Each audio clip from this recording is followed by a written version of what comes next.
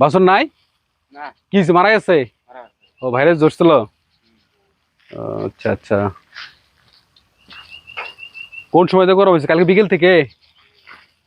কালকে বিকেল থেকে, কালকে সকাল থেকে? এখনো কি টাকা রাখি বা লাফালাফি করে কিছু মানে গরুর উপরে গরু জাম করতেছে,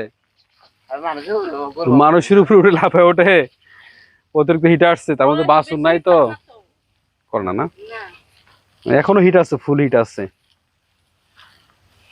যে সকল গরু ফ্রিজিয়ান বা ক্রস গরু, এগুলো দেখা যাচ্ছে আপনার 18 ঘন্টা পরেও প্রজনন দেওয়ার পরেও দেখবেন যে অনেক গরু হিট থাকে।